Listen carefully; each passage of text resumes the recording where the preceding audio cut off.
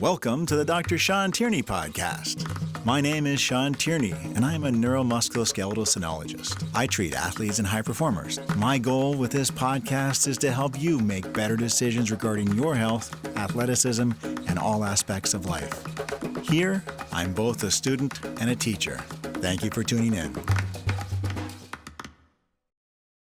Welcome to the Dr. Shawn Tierney podcast. I'm here today with one of the most important people in my life, my dad, Dr. James Bock, and we're talking about, how he got to where he is in life and how it helped me get where I am at, and just life in general, philosophy, learning, critical thinking, problem solving, family, being a good person, all of those good things.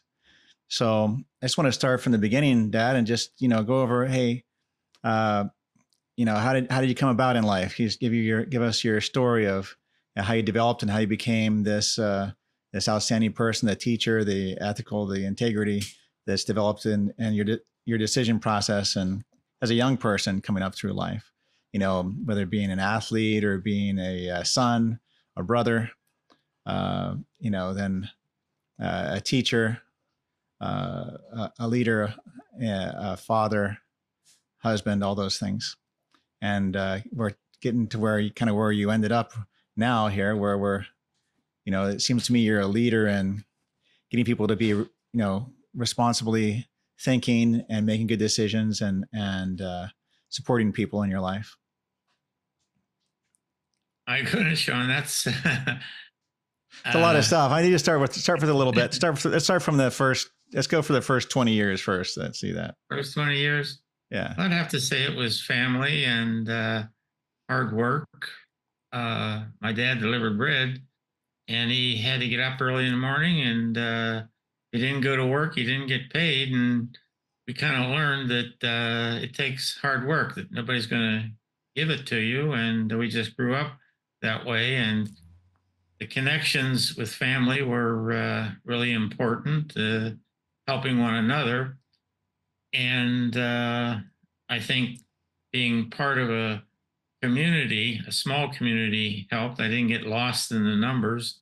There was always a small school and someone to connect with and someone to care for and relate with. And it was just a way of life. And I'd like to be able to pass that on. Even now in my 82 years, I think it's a matter of controlling the things that you can, like your attitude, your outlook, and your effort, and not worrying about the things that you can't. And just today in the selection of music we had here randomly came up with the positive, accentuate the positive, eliminate the negative, and that I think goes way back to family situation and circumstances. When you have problems, and I'm trying to help my grandson right now to know what you can control and what you can't control. If you're having a bad day and you're so focused on yourself, there's not much you can do to, in my opinion, make it better. Look to somebody else and see what good you can do them. I mean, even if it's just holding a door for someone coming out after you, that focus toward other people, I think helps you just enjoy life more instead of focusing on what you get. Focus more on what you can give and the pleasures and satisfactions and things like that. Just have a greater chance of happening, in my opinion. So you've been a good example of that. But here again, no guarantees. And there's no guarantees. You come through in fine fashion. I'm proud of you and glad for it. And way to go. So together, I think we made some good decisions. We made some bad decisions, but we didn't dwell on anything that we couldn't control. So more power to you. And I'm glad to see who you are and where you are. Yeah, well, it's an honor to be here. And a lot of the success that I have in my life is, I'd say the majority is attributed to a big majority of my ethics is contributed to you and my decision making process, and you and mom, and how we came about this. Now, I know you always talk about how, you know, some things in life to you came easier to you than to other people, and you felt like you had some responsibility to compensate for that as a young person, or how did that? How would Well, you describe that? well, I've had so many breaks. Say, why me? Why did I get this break? I can't feel that I deserved it more often than not, but that's the way it's come about. And as a teacher, I kind of like the parable of planting the seeds. You just keep planting and planting and hope that some of them grow, be what you hope to be, and the ones that don't grow, you can't worry about it. You can benefit from your mistakes, try something different the next time.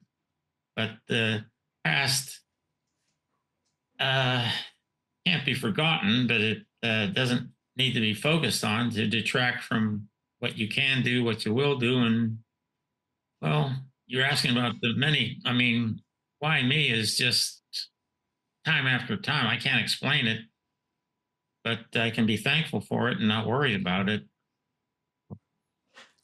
You had some opportunities as a young kid, as an athlete. You know, you were uh, as a baseball player. That was something you were interested in. Right. Well, I grew up fast. I was a big kid in the little league, you know. Okay, yeah, By the time I was in high school, I was sitting the bench because the right. other kids caught up with me, you know. And, well, that's the way it is. So I coached third base and did my best there, but went on and played intramural sports in college and just enjoyed that tremendously. We didn't win them all, and we weren't playing the big leagues, but we were in it together. And in college, I think you have another family. You might call it a community, but whatever you want to call it, it's a connection and it's a caring. I think that's a big thing. And the more I think about that in conjunction with the Trump slogan, Make America Great Again, in my opinion, it would take not anything that you would have or get. It's more like the community setting, the family setting, the caring that goes together. I think that's what makes the difference. Is not what you have, but for your possessions, your How much you wealth, care. anything like that. Yeah. You know, it's who you have to share it with, and that community and family are big opportunities for sharing. You don't have to have the same opinions, but in a small town, which is where we live right now,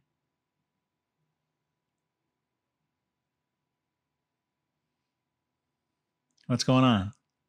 I don't know, just getting choked up. I guess that's me. What the heck? I can't change it. Can't apologize for it, but I get choked up. That's the way I'm wired. Yeah. That's one of the music does that to me too. And you know, I can't play a radio. My skills are so limited. But it's what music does to me. It's not what I can do with or for music. So that's just one of the things I grew up with. I would love to be able to be a musician, but it didn't happen. So be it. Yeah. Well, you became a teacher, and I think you've changed a lot of lives and through that. And I think you've become a gifted person, teaching not only your students, but the people around you. Certainly, Well, when we grew up, you were a teacher. You made us think. You didn't let us, come to the easy conclusions. You made us look at all different points of view to be more realistic. But at the same time, it seemed like you really didn't overpower somebody's individual thought or freedom. So you supported critical thinking, but at the same time enabled people to make mistakes that they could learn from. And I think that was all right. yeah. One of my favorite refrigerator magnets here is you don't always win, but you can always learn. And that reminds me of I like Einstein for quotes, and uh, one of his quotes that I like is the difference between knowledge and wisdom is that knowledge you know and wisdom is based on experience. So that experience can be a teacher too. And then another thing on the refrigerator magnet that I mentioned is sometimes you win, sometimes you learn. There's more to it than that, obviously, but if you lose, uh, learn from it. And I forget the source, but thing that I like most recently is one of the things that Little League young or coaches in youth leagues should emphasize is how to deal with setbacks. It's not like winning is everything that's going to make your life as rich as it can be and should be. It's learning how to deal with setbacks. And you mentioned the teaching. My students would say, "Why do you? Why do we have to know anything about moles? You know, that's not going to make my life any better." And I say, "Well, I didn't name this course, but if I could have, I'd call it meeting challenges and solving problems. You can't say you're not going to have any challenges. You can't say you're not going to have any problems. So let's start here, especially since you've been taking math for 10, 11 years. How much should it be used? Well, now that you're taking chemistry, you're going to have the chance to use some of it. So it doesn't have to go by its name. It's more than chemistry. It's like so many things, playing football and baseball and just getting on the bus sometimes is an example of what you're going to have to do the rest of your life. So to that extent, I'd like to think that I helped some kids, but I'm not sure. Well, obviously, it's planting the seeds. We didn't always connect and thrive, but I had to learn to live with that too. Because I like to win all the time, but it didn't happen. Right. So it's planting the seeds, looking for and taking advantage of the ones that grow well, and the ones that don't grow, you're okay with it and you move forward. I'll try again. You know, to make a mistake and didn't help this kid do something different. I think if I had to do the career over again, I'd do a lot of things differently, lots, and win them all.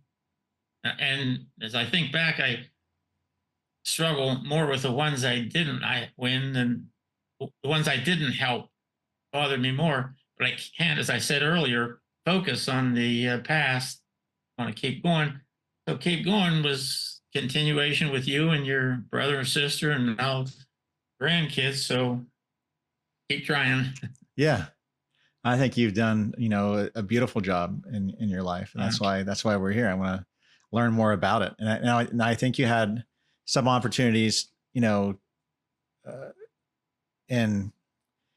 in college, you were in beta, and in high school, I guess. Did you play football in high school as well, or no?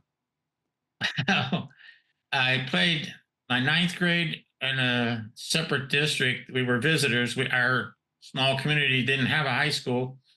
So we were kind of like immigrants, you know. We went into another school, and that was an experience. Uh, Actually, in a way, they expected a lot of me because I was a star, as I said, in the little league. But that was baseball. This is football. It was a different deal. In basketball, there was a 21-man team. I was number 21 for sure. And they told me that the coach fell off the bench when I scored 2 points in a practice game. So, but that's the way it was. And well, in our softball games in college, I hit a home run in the ninth inning or eighth to tie the game. And in the extra inning, I struck out with the bases loaded. So it's the way it is. And the deal I would say is play the game and benefit from winning and losing. And somewhere along the line, who I was and my self-esteem didn't depend on winning. Now, I can't say that it was always that way. Like when you go hunting, we did a lot of hunting, and the chat back in the camp was how well you did, So when a rabbit or whatever got past you where you were posted, then you took the ribbing. But my point is, I failed to enjoy the surroundings and I was so focused on getting the game, not be the guy that was the brunt of all the kidding in the camp, that I failed to appreciate all the surroundings that were there and the pleasures that were available beyond just getting the game. So I had to learn that, it's happened. Now, why it happened, I can't say. But heck, right now I don't care to go out and shoot anything at all. Period. I'd rather go out Right. and walk. So, Right. things Now, happen, change it. it seemed like you had, a pretty good academic career. You had a few master degrees and a doctorate in education. And so, what exactly? How did that all produce itself? Well, it's hard to explain because, well, technically, I never should have made it through the first 4 years of college. Uh, I was in a fraternity, and at that time, people were going around with fire extinguishers that just put out water. The ones that, this is in the early 60s, the fraternities that had cars would go around spraying these people with the fire extinguishers. Well, somehow my friend got a hold of one of those fire extinguishers, and we both had girlfriends up in the dorm. We went up there with that fire extinguisher, and this young lady comes down the hall, and we sprayed her. Man, she screamed, stumbled, and went through double doors. And my goodness, our reaction was, did we put her eye out? Did she stumble in wet floor and, split her head open and whatever? We just crouched down and wondered, who's coming first, the ambulance or the police? Our career's over. This is 2.5 years of college down the drain. Next thing we know, there's two arms coming out of the second story window, and she had a metal wastebasket full of water, and she dumped it on us. Oh my, what a cleansing feeling that was. Yeah. We could have been gone. And if she had dropped that metal wastebasket, one of us would have been seriously injured, So why me is what I'm saying. We should have been kicked out of college, but it didn't happen. And just time after time, I got scholarships. I don't know why, because I wasn't the smartest, the strongest, or whatever, but I'd say something that helped is giving other people the benefit of who they are. And it's not like they have to be this, that, or another if they're going to be my friend. I liked everybody. So one of the things that said that, I was in, I forget the circumstances, but 6 of us in our high school class of 120 people, I got an award there as to be this Hall of Fame or whatever it was. 8th grade, I got the not the scholarship, the American Legion Award. I think it was just being a nice guy, because I wasn't the smartest, it wasn't the fastest or anything like that. So I like to, as I say, be friends with everybody. And I don't know, but it goes on and on. For why, I don't know, but give it an honest shot and give people the benefit of being who they are and important. I don't know. That's helped me a lot. So beyond that, I don't know what to say. We believe in God. I think that I've been blessed in that regard. Absolutely. And it seemed like, so as you developed into your teaching, so you came out of college and you were able to get a job teaching right away.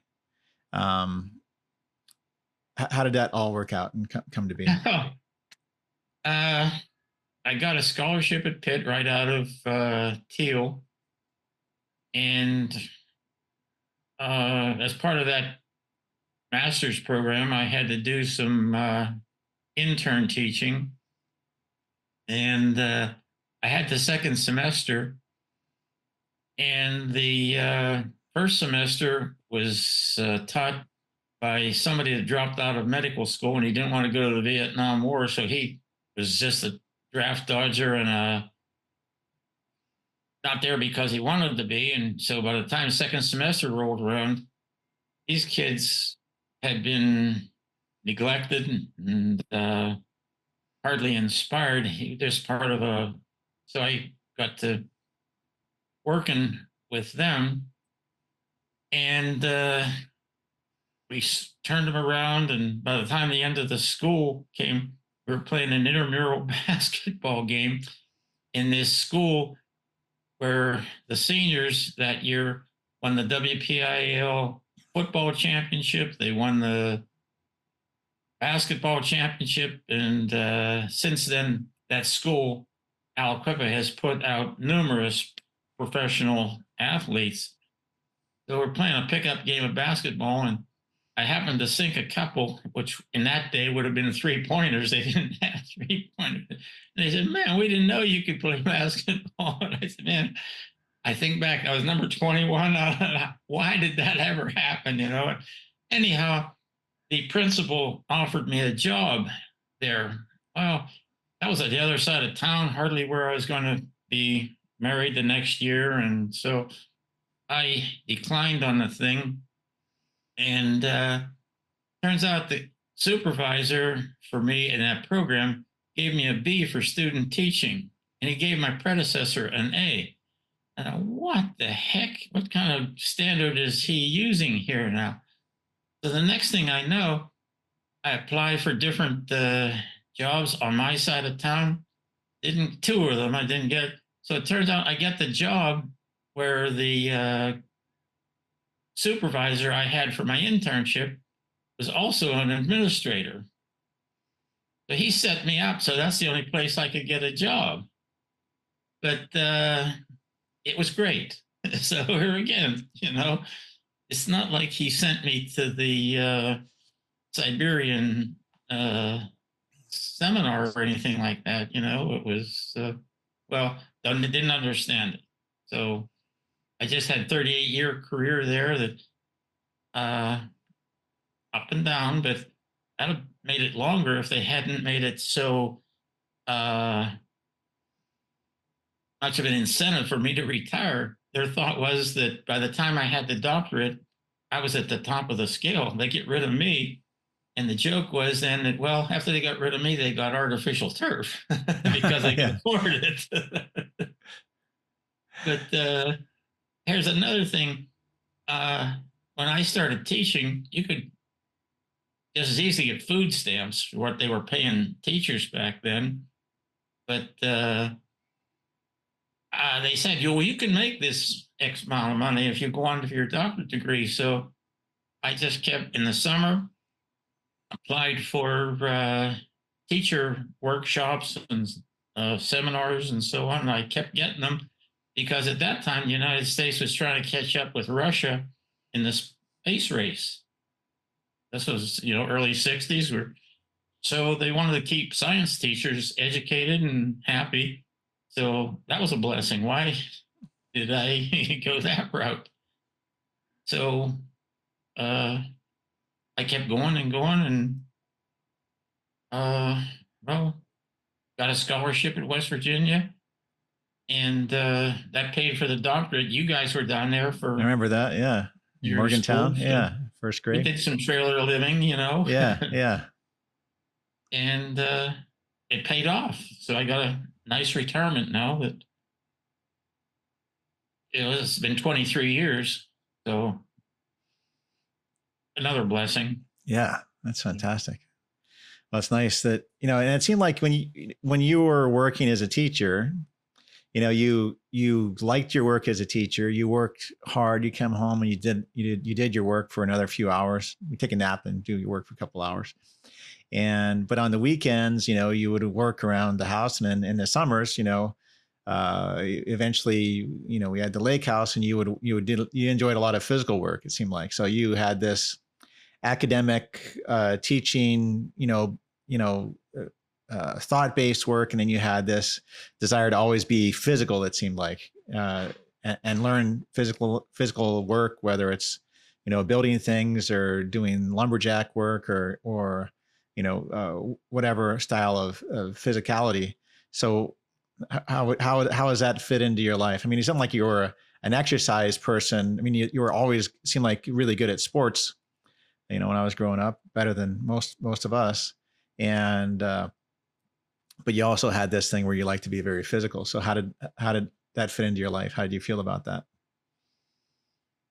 Uh, well, it comes to mind with my most recent project here. We're supposed to be having 100-year storms on a regular basis these days. So our house is between the creek and the road, and I'm trying to right now put a drainage system in, French drain type, between the creek and the house. And to get the riprap, we have foundation stones around here that I can break up with a sledgehammer, and they, on appearance, seem to be good material to use for a drain that's not a pipe. It's just lets the water run through the broken stones. But then your brother Steve informs me that the sandstones they use for those foundations will not work. 15 years are going to be dust and solid and so on. So we now have to go with limestone riprap. But anyhow, the point on exercise is I've been for about the past 2 weeks breaking up foundation stones with a sledgehammer. Now that's kind of overkill, and so because you can buy them for $15 a ton at the stone quarry, but I felt good doing that, and I just wanted to keep exercising rather than go to the gym when you don't have anything to show for Productive. your efforts and so on. And then there was a quote in the recent magazine. The guy from England was the oldest living at 114. And they asked him what his secret was. He says, I don't know. Some people do, some people don't. It's a mystery. And I agree. So if I'm going to go out, I want to go out like Jack London says, not like a dying ember, but as a exercise. Now, he didn't say it exercising, but to me, he said a falling star, Right. a burning star, not a dying ember. Well, if I'm going to go out, I want to go out breaking rocks, not rocking chair kind of I stuff. gotcha. As much as I can. When I can't, then that's the way it is. So I think you've been part of those projects as well. I can remember when you and Steve said, "Oh, it's raining. We can't go." You remember? We're going to cut wood today. Yeah, nothing stopped. We kept going. And if somebody seemed like if somebody tried to take advantage of us or dump garbage on the property, then we kept going too. There was no break on somebody doing the wrong thing. It seemed like. That litter bothers me as much as anything. Just not a community thing. It's not a family thing. And heck, as I said to the people in the neighborhood, man, it's not Arabs, it's not Republicans, it's not Democrats, it's just their own, so Yeah. not right. People ought to care more for each other. And, well, I am a fan of Abraham Lincoln. And one of the books I read recently is And There Was Light by John Meacham. And I take it, Lincoln, according to what I got out of the John Meacham book, based his thoughts and his actions on three things. One is the golden rule: do to others as you others. And the second thing is Lincoln's conscience. He said it just doesn't feel right. And I've been there. I said it just doesn't feel right. And the other thing is reason. Think it out. You've been given a blessing. We have a brain, use it. We have a conscience, use it. And heck, it's easy enough to say if you wouldn't like it, why impose it on anybody else, kind of thing. So that's been as much of my summary for guides as anything. It's not like you have to be, uh, well, getting into the religion. I think you can, as they pointed out in this book, that's the golden rule is the most common aspect of all the religions, Muslim or Hindu or whatever. That seems to be the most universal guideline. And I like that. Yeah. Yeah. So you're saying you're looking at the world, you're using your brain, you're making good logical decisions, but you're also paying attention to what feels right. What's the right thing? What's the right thing to do? The conscious. Yeah. It's like a kind of a spiritual side of like, this just isn't the right thing. It feels wrong. I'm going to trust that there's something beyond my brain, but I'm also going to trust my brain. I'm not going to go with one or the other. I'm going to kind of see that through. And what was some of the most before we get into that, I guess, you had some trying times. I mean, when you were a very young man, you were married and your wife, it's okay. Your wife died. So that was not an easy thing to go through. And you seem like you went through it well. I mean, it couldn't not have been easy. So you were married at a fairly young age. How old were you when you first got married? 21. 21. Yeah. So by today's standards, that's young, maybe not at those standards. So, and it was somebody that you knew from college. Right. And and you were married for what, 4 years or 5 years? Well, we got married in 65. She died in 71. Okay. So 6 years. 6 years. So 6 years. And so that had to be a shake up situation. How did you come through that? That had to be most people have a hard time with that. I mean, I certainly would have. But I can imagine that situation. It's family that came through there. My mom and dad took my son and me in with them. So I was on the other side of town. I had an hour or more travel time just to get to work, but I could go to work. But my mom took care of Steve, and that was a blessing there. Another just thing that goes into the blessing category: when we moved from suburban Pittsburgh to rural Pittsburgh, I had a 26-inch bike. I was only 9 years old, so that was a big bike. And country roads are a lot different than the suburban alleys and whatnot where I learned to ride that bike. So I'm out in a country road and it gets away from me and I fall. And turns out I'm unconscious for 9 days. And when that accident happened, there was a country bus turning around there and they saw it and got the ambulance and whatnot. Now, this is all stuff that I'm getting from people who were there.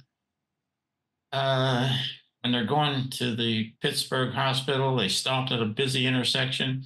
The nurse gave me a shot of, I think it was I don't know, something to rejuvenate my heart, so on. So they didn't give me much chance to survive, but I did.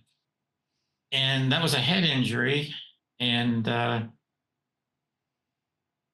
didn't do any operating or anything like that. They just watched me. And when, as a ninth grader, I wanted to play football, my mom took me back to the neurologist who treated me when I was in the hospital. He asked me to walk across the room on my toes, come back on my heels. And when I did that, he says, "You can play football."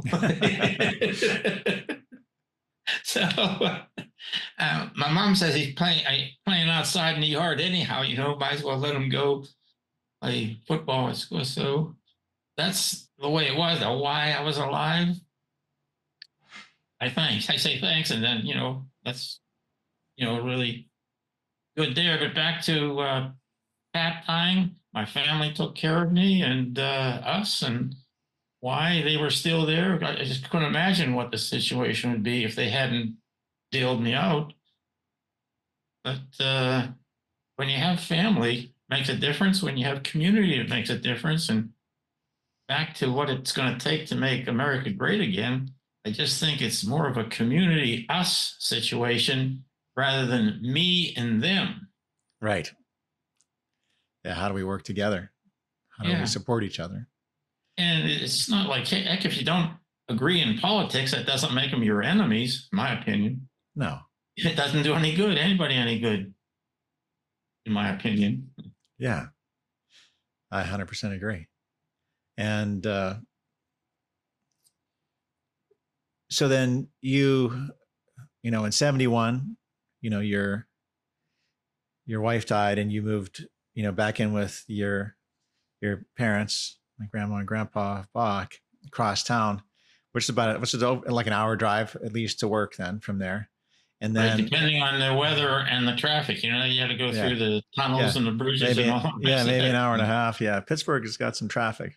People always complain about Los Angeles, traffic. And I'm like, well, there's some traffic here, but it's not like, have you been to Washington, DC? Have you been to Pittsburgh? You've been to, other places. Because Pittsburgh, it seemed like where we grew up in the kind of the suburbs, and probably 8 miles from downtown, would you say, Penn Trafford, something like that? Close enough, yeah. Yeah, but I mean, if it was no traffic, it was 25 minutes, maybe 20 to get to downtown Pittsburgh, and if there's traffic, it could be 3 hours. That was my yeah. So it was, well, that's a big difference than here. Well, you got to get across LA, which is a massively large city, and it might take you an extra hour, but it's not going to take you 3 hours. So it's different. It's not great, but it's different. So yeah, you had that experience, and it's not only just the traffic there, it's the snow and the ice, and the roads aren't really flat. People always, so snow and ice is bad, but on windy roads and with cliffs on this side, it's a little bit more treacherous. I always think people say, "Oh, what do you think about these earthquakes out in California?" And I said, well, they're nothing compared to driving around the winter in Pennsylvania, Western Pennsylvania, where there's a lot of things that are out of your control. Even just like, I remember one time we were, there was somebody that got stuck in a ditch in front of us. We pulled over and our car just slid down right into them. And we ended up having to deal with, hurting somebody else's car when we were trying to help them, right? Because you just don't know what's going to happen. Your reference to Pittsburgh reminds me of another example I used as a teacher. Students would ask, why isn't this more organized? When you come out, this is ammonia. You turn this time you write the negative one person, positive 1 second, and so on. And just, they wanted chemistry to be more regular, like math. There are rules here. There don't seem to be too many rules in chemistry. There's always exceptions. And I said, well, chemistry is a study that kind of happened along the way as discoveries were made and so on. It's a lot like Pittsburgh. They didn't plan Pittsburgh. If you go out to Columbus, they planned Columbus, the north, south, east, west, and all the rest of that. You couldn't do that here when you're following a deer path one year, and then the next time, it's a a bridge here and a river there and so on. It just happened. So traffic pattern in Pittsburgh is quite a challenge because it happened. It wasn't pre-planned. And I said, a lot of what life is happening along the way. You got to make the most of it when you can. It's not like you can sit down and say, this is what I want. This is where I'm going. This is how I'm going to get there. It's all too often not that regular. So now, in a way, this reminds me of my very good friend. I was at his funeral in Cleveland. Just an outstanding, outstanding individual. They filled the Jewish synagogue, and he was not Jewish, but he was superintendent for a Jewish school there. And the girl that, there were all kinds of students testifying on his behalf, and a girl just made such a testimony. And I raised my hand and said, I'd like to try something a little bit different here, if you don't mind.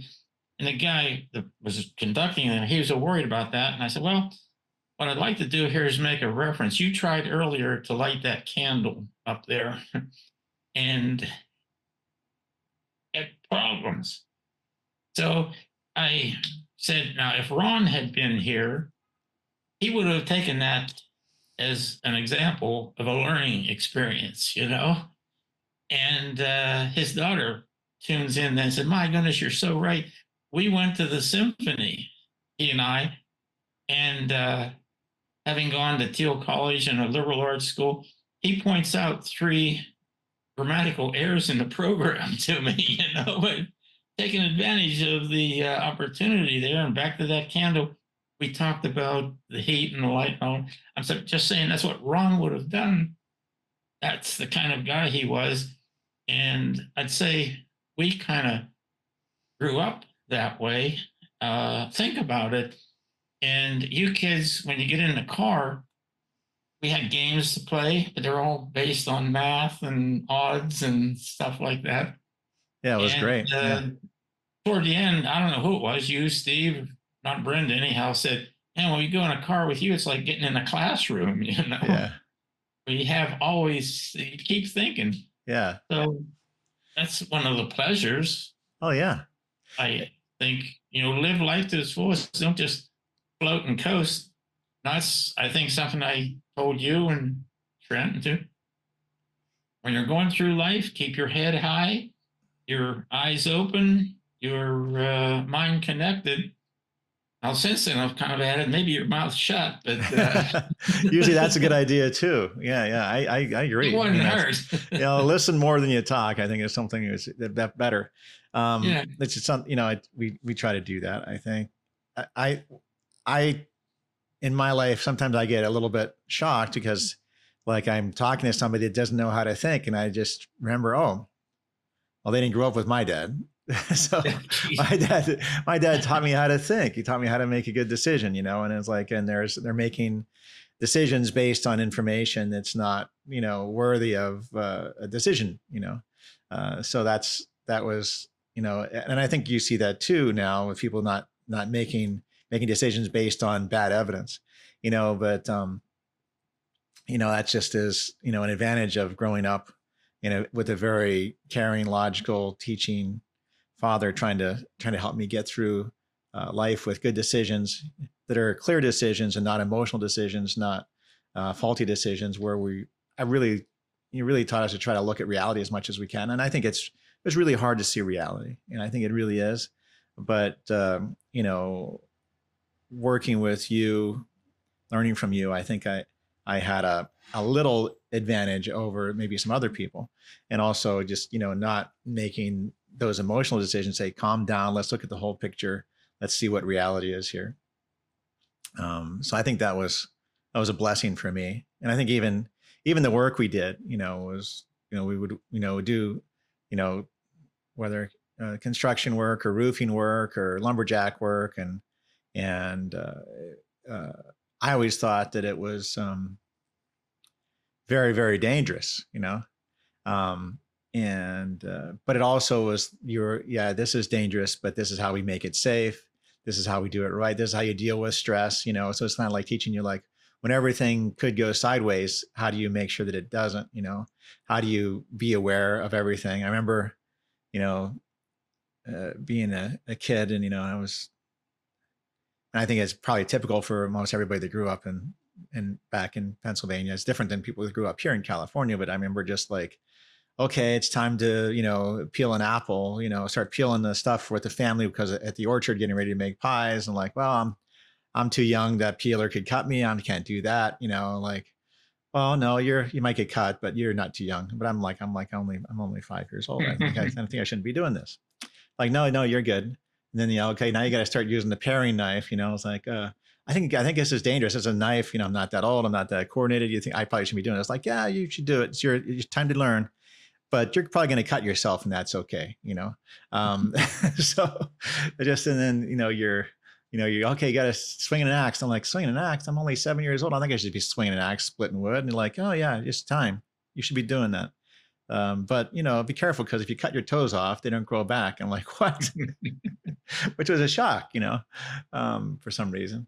And I'm like, well, what do you do? Like, you put your feet out really wide. I'm like, okay, my feet are out wide, you know, but it was just like all of those things where, like, I think I'm a little bit, you know, afraid to do these things, but you got us to move into that fear, and with a clear head, fully knowing that, you know, that you need to be aware and protect people. I remember even being with people, you know, in the woods, and that hadn't been used to being in there working with us, and saying, hey, your work this, come along, and, you know, the tree's going to come down, and where are you going to run? Like, I'm going to run this way. And like, no, you cannot run the tree. The tree will kill you. Run that way. And looking at them, they were older than me, but they didn't have that awareness. I was like, okay, where are you going to run now?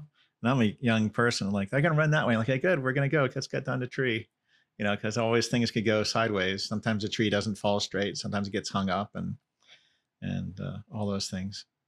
But we, you know, I think we had good training with Merrill, you know, and then we had good, careful instruction. And I think, you know, I don't think anybody ever got hurt, you know, not by a chainsaw or an axe or a tree that I know of, which is pretty amazing of all the work we did there. Well, I think that has to go in the blessing category too. Yeah. But I think, you know, there's a lot of dealing with fear there. I think, okay, this is dangerous, so we know it's dangerous, so now we're super careful. You know? There's something about it. Be in control as much as you can. Right. Yeah, it's you know, it's a learning experience. I don't think it's easy, but I think it was a good way to grow up. And I appreciate that. And you had even before that. I mean, there was something else that happened in your life, because your first wife, you know, died when you had, you know, a son, and I guess then he was probably 5 at the time, or 3. He was 3 at the time. Okay. Yeah. He was 5 then when we got married. Okay, I gotcha. The family formed a new family. Yeah, we got married. So that's what so we created a new family. And how did that? I never heard your story of how all of that came about. I remember being in California in Fairfield, and you came out to visit. Mom's like, "How do you like this guy?" I'm like, "Oh, he's a nice guy." Like, "Oh, well, how about we're gonna get married?" I'm like, "Okay." And like, and you're gonna have a brother. And like, "Oh, that's gonna be great." So we're gonna move to Pennsylvania. Yeah, I was not too old, but I remember very clearly. I mean, I have a good, for some people don't remember that young part of their life, but I have a fairly clear recollection of that time in my life. So yeah, that was a very clear, you know, one of the most outstanding things I could think of is we had the nice, you know, seersucker suits, or where I guess you had a seersucker suit, I had a seersucker pants or whatever, the white things, you know. Right. And we were, you know, at Grandpa Bock's house, and, you know, and after either before or after this, it might've been before even the ceremony, but Grandpa Bock was like, "Hey, don't kneel in the grass. You're going to get grass stains." And we got grass stains on our seersucker white pants, you know, but anyway, that was a heck of an experience. But, you know, how did it all start for you? Because I don't really know that story. I mean, I've heard Mom's story, you know, many, many times. Well, I never I really think heard it'd be the yours. same. Yeah, yeah, yeah. We all three of us went to Teal. Pat was a year behind us. Mom and I were in the same class, and as one of the Tri Beta activities, we did a tour of colleges, biology departments from Pennsylvania to Florida and back, and shared uh, facilities and research projects and whatnot, which was great. When I got back, I continued to date Pat. I got to know your mom on that trip. So when Pat died, your mom happened to be back here in Pennsylvania and went to the funeral and signed the registry book. Well, sometime after that, I wrote and thanked her and didn't get a response. So I thought, oh, well, that's the way it is. And I don't know. I guess I was going to write the letter, say, I don't know how you took this letter. I just thank you for being there and all the rest of that. Well, I recall she didn't know what to say and whatever. She was going to write back to me the same time I wrote back to her. And I guess when our intentions were clarified, then that would have been, oh, but a year or so later, we wrote more frequently and got more interested in each other, and eventually, as you say, made the trip. And I made out there, and I think that was the year that Clementi died. I was on the plane, got that news. Yikes! But then we decided to get married, and the agreement was to come back to Pennsylvania. So you were born in California. That makes you an official Californian, but that ended when we got connected as a family. And Yeah, when I was 4. yeah, there's been a connection ever since, thank goodness. Oh yeah, for sure. Yeah, it's been a good life, and I think that I don't know anybody that's lived a better life than you, as far as influencing people, raising people. Wow. But I always looked up to that and still do. Try to be as good a person as you are. I don't know. And but so we got this family together, and you still had to deal with almost like a couple of other kids from my dad's first marriage, and how was that for you? How did you respond to that? Oh, Jim and Renee? yeah. Well, it's all good. It's not everything that I'd hope it would be or want it to be, but I think it's good, and Yeah. no complaints that I can think of. Seemed like you were opened everybody into the family pretty openly, and it just felt like everything felt seamless to my. There wasn't a lot of really discord in the house, in the family that I was aware of growing up. And There was? there was not. Yeah, Oh, there was okay. not. Yeah, there was not. There was not. I mean, most people grow up with a lot of discord, and we grew up with a very logical thing. And one of the things that stood out to me is like, hey, everybody has a vote in the family. I'm not sure if we really had a vote, but I mean, you're like, what do you think about doing? What do you think about doing this? What do you think about doing? Does this seem like a good idea? So it wasn't like we almost like sat down and made like, oh yeah, it's like, oh, I'm a 7-year-old kid and I can make a big decision. But I don't think that. I think that was maybe not that important. We made a decision, but we were made to feel important in a decision. Like nothing was being forced upon us, and we were able to look at the situations that you were making decisions on, based on the information that you had, rather than the information that was just being, we're just going to do this, thing. Now that And I thought it's that just was, your mom and I, we still do votes, but she reserves the right to break any ties. well, that's normal. I mean, it's just all in balance. I think it's all fairly balanced that I've always seen. And it's just not an emotional, not a place where there's discord, not a place where there's upset. It was a place where there was just this home base of peace.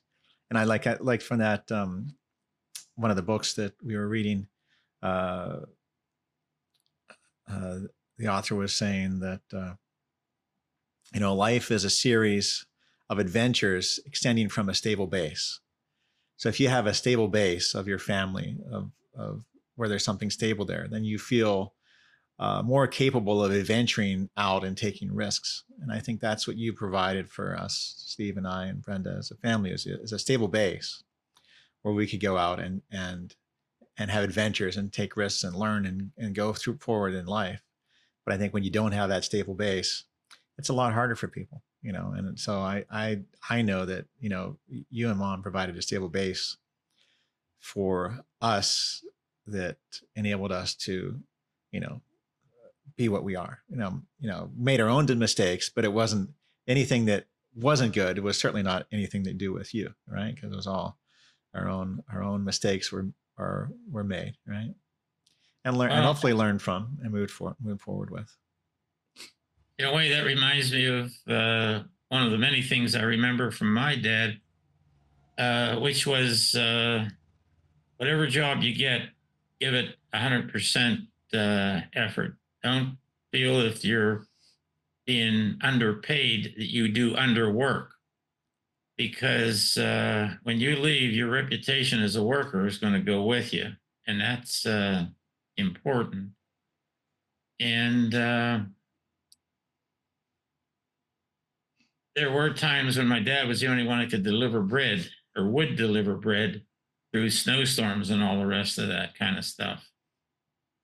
Uh, his pay wasn't any different, but he wanted to give it, and that's what he tried to convince us of, and I agree a lot with that.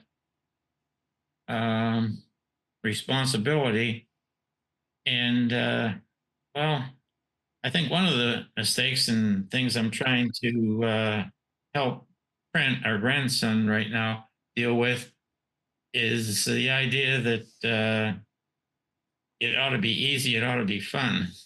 You know, Yeah. sometimes it's not. Right. And don't expect somebody else to make it fun. Don't expect somebody else to pick up the responsibility. Uh, well, he was washing dishes at a restaurant, and I said, "Well, you just make sure you're the best dishwasher they have there." Well, that didn't last long. I mean, COVID came in and all the rest of that. But right now, his part-time job is delivering pizzas. I says, "Well, are you the best pizza deliverer they have?" And he says, "Well, there's only two." I said, "Well, are you the best?" He says, "Yeah, well, I think so, but one of the things that kind of plays here back, he says, I'm the best dishwasher they have when he's not out." And I said, well, that's good. Instead of sitting around, Right. Yeah. do Doing something something. to. Yeah. And he said, they don't know how to wash dishes. But he learned that at the previous place that he got.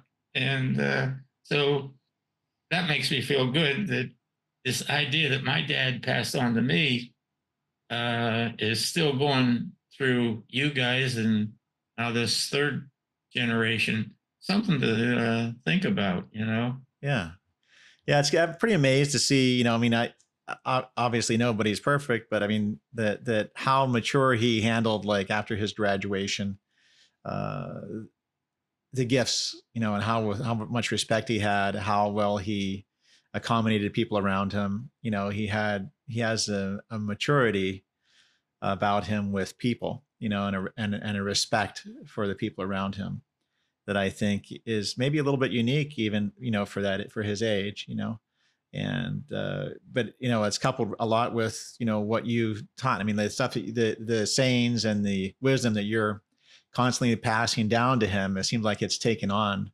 by him in a way that's maybe even beyond his years, because a lot of times I'm not sure if I took on the wisdom as well as he did when I was 18 years old, but certainly appreciate it, you know and I think he appreciates it now, which is fairly amazing. um, and and he seems like, you know, he's going to be a good person. You know, seem like he's just making good decisions, and he doesn't seem like he has like any. I mean, I don't know. I don't see a lot of physical, emotional relationship limitations that so many people have at that age. You know, he's like, you know, so that's, I'm impressed, and I'm impressed by him, and I'm impressed by your influence on him. So I'm getting a lot of flack for being too, let him be a kid, you know, let him be this.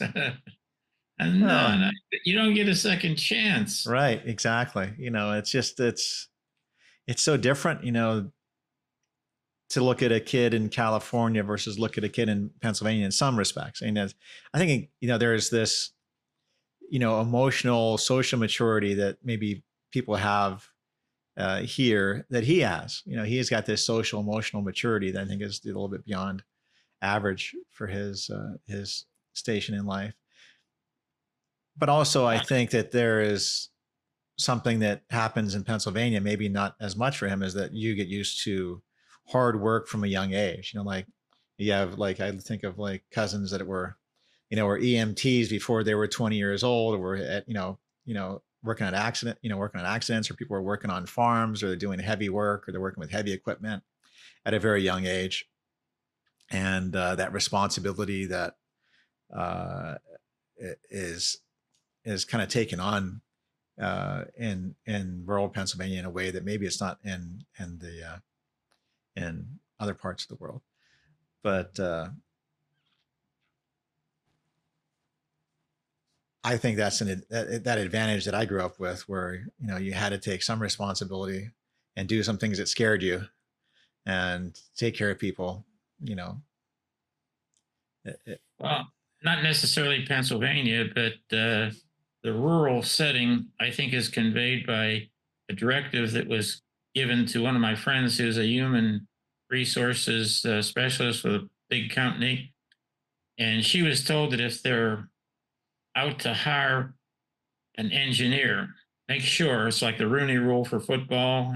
You have to interview a minority for the position. He gave her the directive that you have to interview someone with a rural background, went to they grew up on a farm or whatever. Says those people don't go just by the book. They learn how to live outside the box and do with what they have, you know, make out what they yeah, have. He wants an engineer, considered at least, that has that background and that perspective.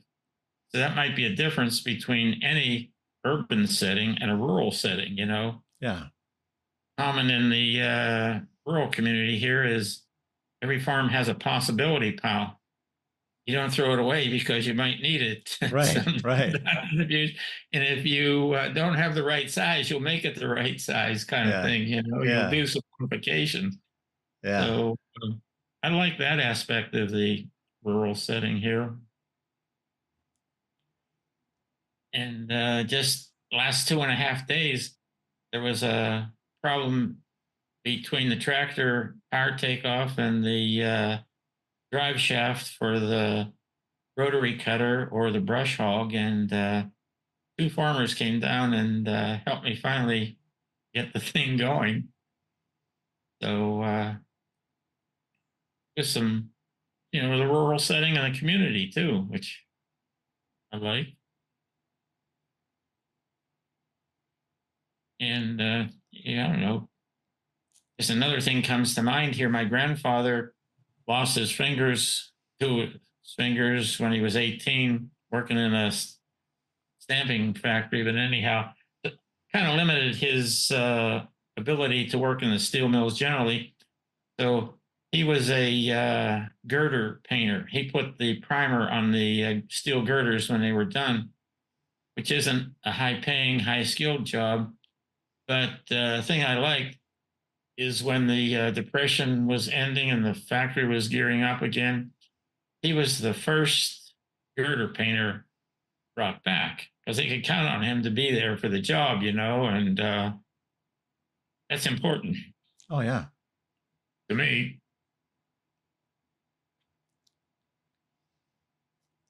Just be all you can be when you can be. And heck, I think I mentioned before, but want to emphasize again, if you're having a bad day, there's not much you can uh, expect to make it good. You're going to have to, again, my opinion, focus on other people, help them. Just open the door or help them carry a bag or something like that. If you get outside yourself and start helping others, you're automatically going to feel good, I think. Oh yeah, that's perfect advice. So yeah, nothing like helping help people. others, and you'll feel better. Yeah, nothing as good as helping people. That's for sure. Just be focused outward rather than inward. Right. I need this to be happy, rather than if I do this, it'll feel good. Yeah. Doing what feels good. I mean, it's not happiness. It can be satisfaction. It can be, it's not like you're always at a party. You just feel good. It feels good to help somebody. Doing what feels good is more likely to be helping somebody else than helping yourself or doing something for yourself. Yeah. That's definitely been true. That's your business. Well, healthcare. Yeah, exactly. Trying to help people to the maximum possible extent, and be consistent with it, which is just it's challenging. So then one of the things I recommend, I remember a few stories from when I was growing up. One of the most impactful stories about Sugar Lake, which is where you're living there now, is so when I went there when I was, I don't know, very, very young. I had to be maybe 4 or 5. I don't know. But I just wondered if you remember this. I remember got to Sugar Lake and like, oh, we're going to Sugar Lake. This is great because I had been to Salt Lake. So I went to Sugar Lake and I remember jumping in the lake and Steve jumped in the lake and I was like, there's no sugar in this lake. And you're like, that's because it's just sugar maples around the lake. Like, there's no sugar in this lake. It was very disturbing to whatever age I was that there was no sugar in the lake. Do you remember that?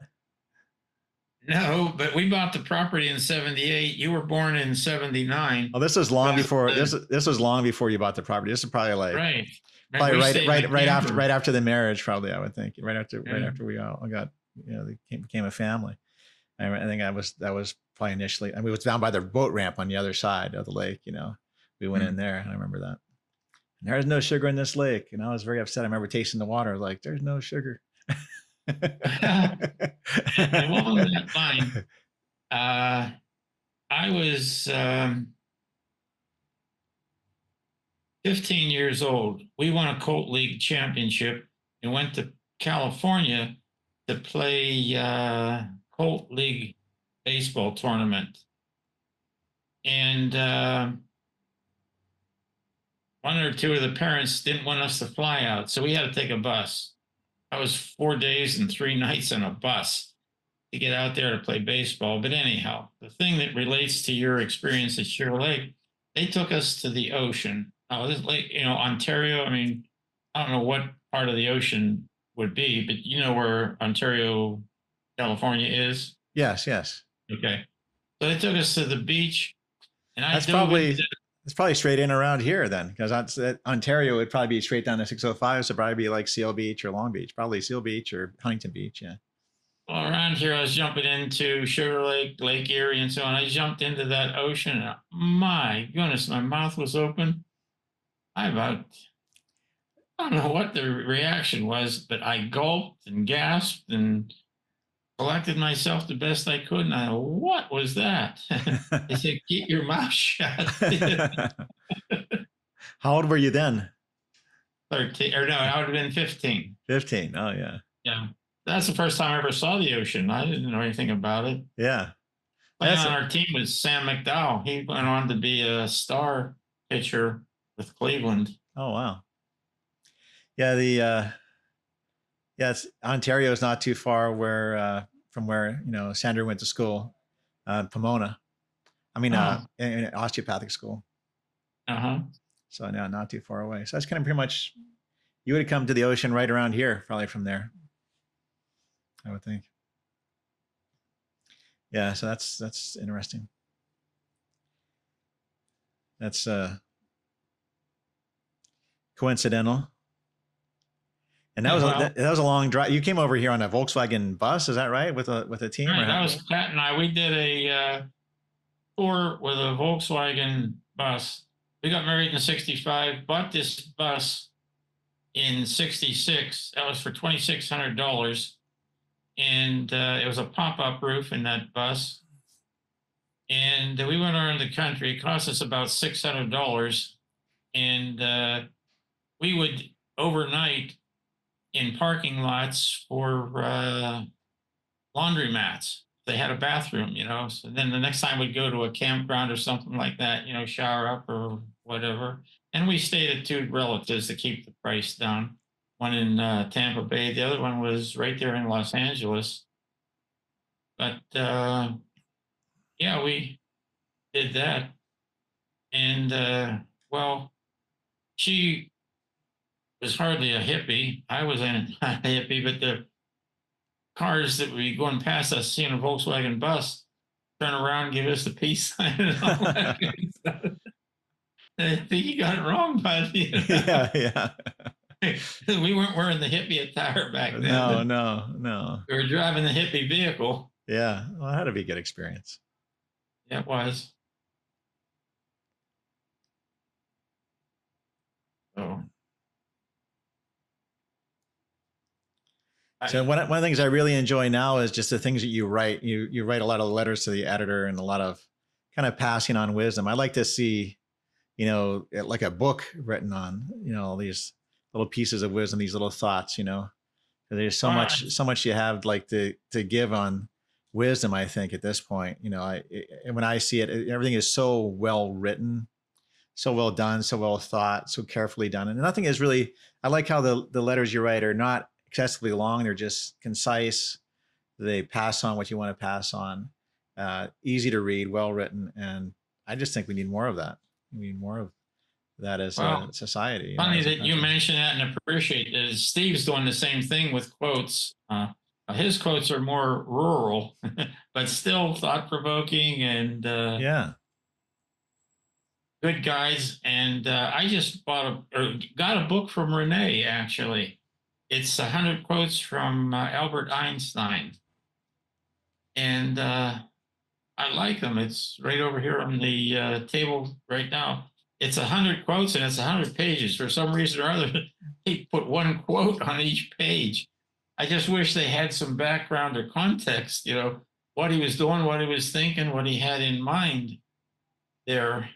And one of the ones that comes to mind right now is his advice, to paraphrase the best I can, says, stay away from negative people. They always have problems for every solution. Yeah. I like that. I like it too. Yeah. It's just like, the biggest thing that one of the most common sayings that I remember from growing up is you looking at us and say, hey, are you going to be a problem maker or a problem solver? And that was just one of those things like, I don't want to be a problem solver, Dad. I be a problem solver.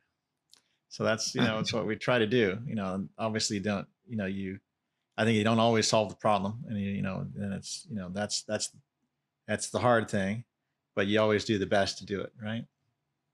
Yeah.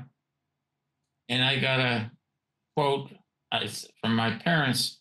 It's just titled Attitude. It's the way you look at things. And the gist of it is you can be about as happy or sad as you want to be. It's up to you. Yeah. And another thing that I like, and I think you saw, I passed this on to Trent in the letter I gave him for graduation. Bill Gates, in the early 70s, personal computers were just coming on the scene. And he said, you have to be careful with these computers. Don't expect them to make a bad company a good company. All they can do is make a good company a better company. Remember? Yeah. That? Yeah. And I like that too. It's not the machine that's going to determine whether you get up or not and go to work and be responsible and be a problem solver rather than a problem creator, because some people seem to thrive on creating problems rather than solving them. I don't know why that happens, but seems to be there for whatever reason. But the computer's not going to do anything more than be a tool. Yeah. And it kind of goes along with one of the journeys that I had growing up is I felt like we grew up a very logical, I think a very loving, but also, logical state of being, So when I started meeting other people and working with other people and, dating girls, getting to know people, I was in shock because I didn't understand, because it didn't make any sense, because everything we did made sense. So when people didn't make any sense, I just didn't understand it. It was like, there must be something wrong with me that I don't understand people.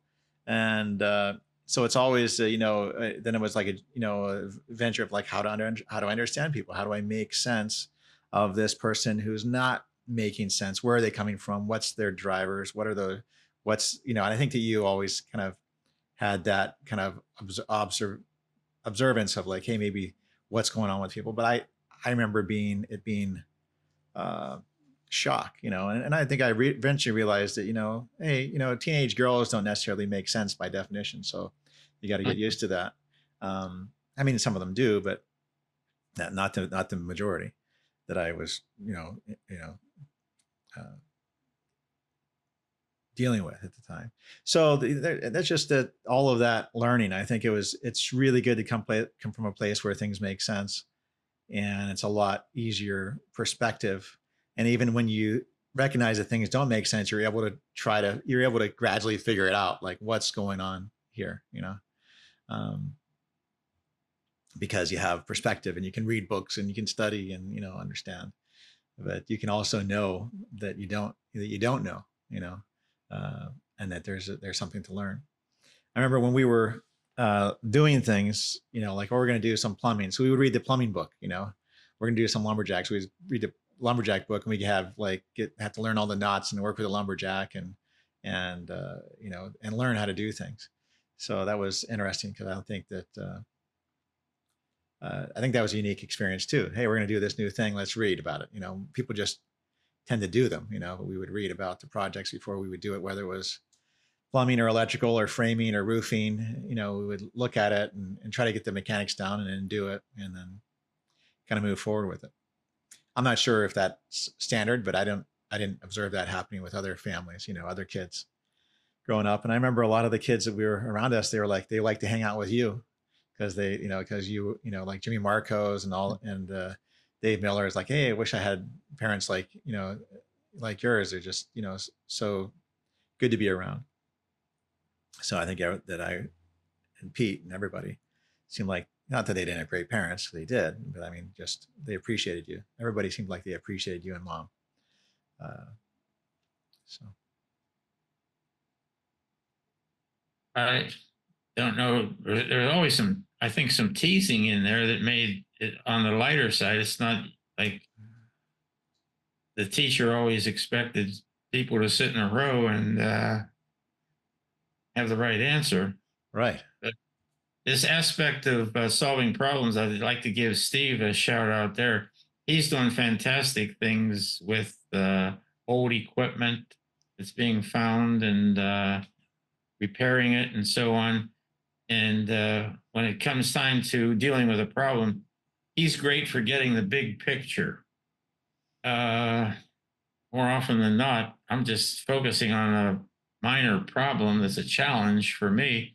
And I picked that up from Pete Yednak. Remember him? He's the plumber who came in and did our tiling and drywall and all this other stuff. Because as a plumber, he was in the construction trades. When he wasn't doing plumbing work, he was watching the floor being installed. He was watching the drywall. He just wanted to learn that kind of stuff. So he helped us tremendously. And I think he enjoyed it. We certainly appreciate it. But that's another example of somebody helping. And I just had to admire him, since I was the recipient of that help. And he would always give me grief for being a college graduate. I couldn't do this, that, and another thing.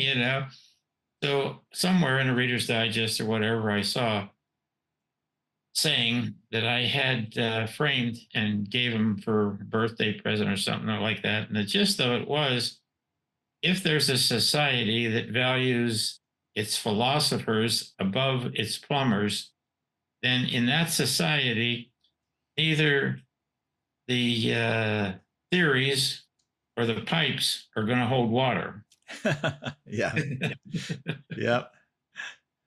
That makes a So lot of sense. Yeah. I like that. Yeah. Neither the theories nor the pipes are going to hold water in that society. That's good. All right. Well, I think we did a lot of stuff. We covered a lot of grounds. What do you feel like we haven't covered? Oh goodness. Um, I don't know. I don't know. Uh, there will be something for sure. Like I say, it's been a long time and a lot of things coming and going. Uh, I can't think of anything. Uh, to add to what we've already done. I think it might be better to erase some of the things we've already done because maybe I said the wrong thing or Oh, I don't think so. made a It's all mistake or pretty whatever. beautiful. Yeah. Oh, that's pretty beautiful. And you know what? Your letters to the editor. What paper were they published in? Usually, most of them, majority of them, in the Local paper, local paper, which is the the Mayville Tribune. Meadville Tribune. Yeah. Along that line, a current project of mine. Uh, well, this says a lot. I don't know how much time you have, but when we were up here on and off, remember we cut grass at the cemetery? Yes. Yes. Was a time when there weren't any volunteers and that cemetery was overrun with briars and brush. So we got volunteers together and cleaned it up, and volunteer number just kept diminishing.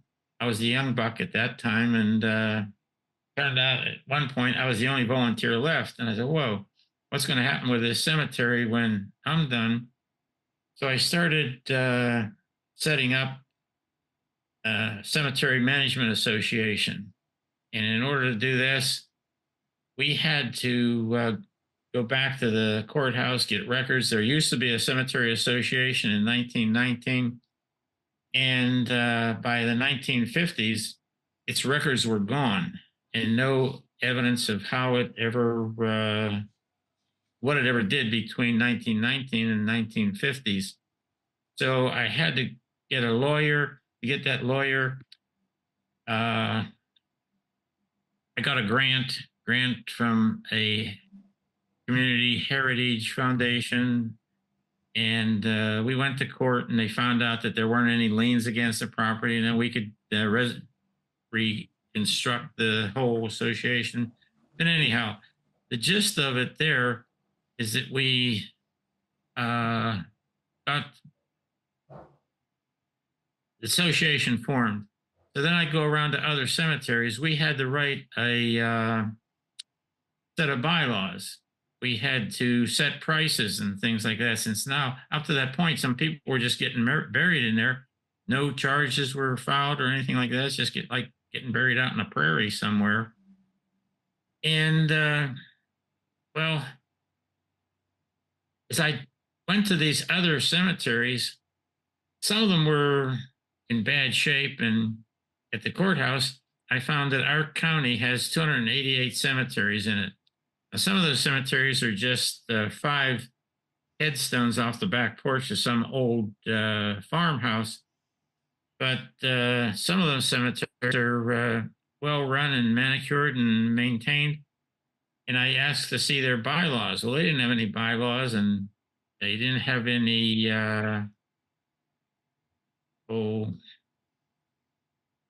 a certification that they were nonprofit and all the rest of this kind of legal stuff. But they had traditions and they had volunteers. But I got the job done. But now that's what reminded me of just how important community is. That church was a community, and together they got the job done. And well, I'm trying to set it up. Go to a computer site. It's called Find a Grave. There are 145 graves listed for our local cemetery. There are only about 90 headstones. So the idea, where are we going to find these unmarked graves? At Mercyhurst College University in Erie, they have a renowned forensics department. They do subterranean radar and all kinds of other stuff. So I went up and asked them if they'd help us locate these graves. Well, you like the idea, got started, and one thing led to another. Now we have two professors that have done this in the past, and their previous job was a cemetery 20 miles down the road. It was part of the Underground Railroad. And the blacks coming up from the south trying to make it to Canada didn't always make it. That's where some of them were buried. And these guys did their investigations and located unmarked graves in that cemetery. And so they were close by. They're familiar with the area. They said to do what they can here.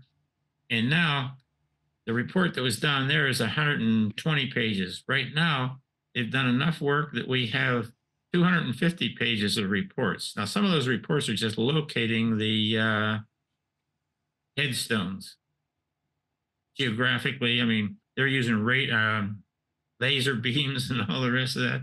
And they're even marking the trees, finding out how old they are, trying to get the history of that cemetery.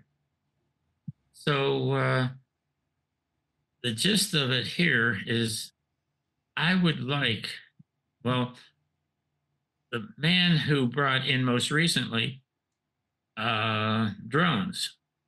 Now, this drone's flying back and forth across the cemetery and measuring infrared radiation. In the day, the ground is absorbing heat. In the night, it's radiating it off, and the radiation varies depending on what's subterranean there. He says, we're great at finding groundhog holes, but these unmarked graves can be found too. He has another device that's some kind of an electromagnetic detector. He says, we can find coffin nails underneath there, that far. And they have some kind of topography device that can measure the topography to plus or minus 1 centimeter. So if there are some waves in the surface, there might be graves. We'll investigate with some of these other techniques. But we're making progress, and this guy has agreed to do a presentation because he found out that one of the headstones that has a tree half grown around it, the guy that was in that grave died in 1909, and the story is he committed suicide. He found this story in a back edition of a paper, and just he committed suicide because his girlfriend parents wouldn't let them get married. So eventually they find this guy in a hotel. He has a cup of carboxylic acid in one hand and a Bible in the other hand, and he's dead. He drank that carboxylic acid for suicide. So anyhow, this is the kind of stuff that this guy is coming up with. He uses the ancestry.com and so on. So he's getting something here that is local, interesting, and we're going to try to create a community that has interest and support to maintain that cemetery. And I talked with the mayor of Copperton. He has tents, and he's a great history buff. He does reenactments annually, and it's his offer. They'll set up tents and provide AV equipment for this guy to make his presentation, just to show what we have here, what he's found, and so on. And my hope is we can develop a community that's going to maintain that cemetery after I'm gone. And going back to the history of that original, Nobody knew what, where, when, or why.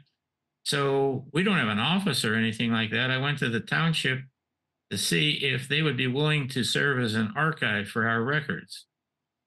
And initially, they were really skeptical. We're not going to sign anything. We're not going to do anything, but you're just trying to give us a problem. And no, you just have a drawer somewhere that if somebody wants to look up this, they can find it there.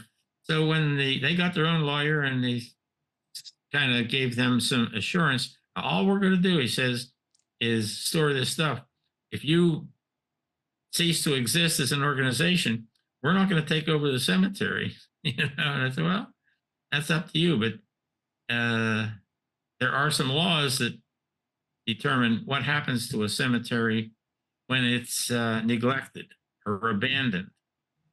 So anyhow, that's the status there. And back to community, that's what we're trying to do, to keep that cemetery going and to provide some direction, some unity, common purpose with this community through that cemetery. Make sense to you? Oh yeah, that's a lot of fine work. Building That's community, what we're doing right getting everybody now. together. Yeah. Oh, and tomorrow, one of the fellows who is in the community is really successful businessman. And two of his kids set up a foundation to help. They have a foundation that has 4 core values. I mean, there's faith, there's service, there's education, and I don't know what the other ones are. But tomorrow she's calling me to see what she can do to help us with our cemetery situation here. Yeah. Things are keep moving forward. Yeah, that's fantastic. That's what has me thinking about this community stuff. We're trying to set up a community that will just see that this cemetery survives. And the idea of community ought to, I think, be more basic to what not only makes America great, makes humanity great. Yeah. Or you are great. Right. You get involved in the community, care. Right. It might be Little League. It might be quoting club or something like that, But it's something, yeah. Something. So well, that's where we are there. Thank you, Dad. Well, this has been great. We have to do this again. I know there's a lot we didn't cover. But there's a lot we covered. So is this going to be on Funniest Home Videos or something like that? No, it's going to be on just regular podcasts. Everybody's going to know. So I love you. I love you and Mom. And I guess we'll talk to you real soon, and I'll hopefully get this thing edited in a few weeks and get it online. Okay. Well, be careful on the editing. I'm counting on you there, Shawn. Oh yeah. I'd rather not be embarrassed. Oh, nothing to be embarrassed. It's all beautiful. Thank you very much. We love you and proud of you, and thanks for stopping by. Yeah, thank you. It was a good visit. Catch you later. I have to get Mom. I'm gonna try to get a meeting with one of these with Mom, maybe on this coming week, maybe Thursday or Friday. Oh, something to think about. Well, Thursday or Friday, actually, it's going to be a busy week. Okay, so maybe not good. Yeah, not good. Okay, I got it. At some point. Okay. All right, I love you. Okay. Love you and take care. Thanks. You too. Thank you. Bye-bye.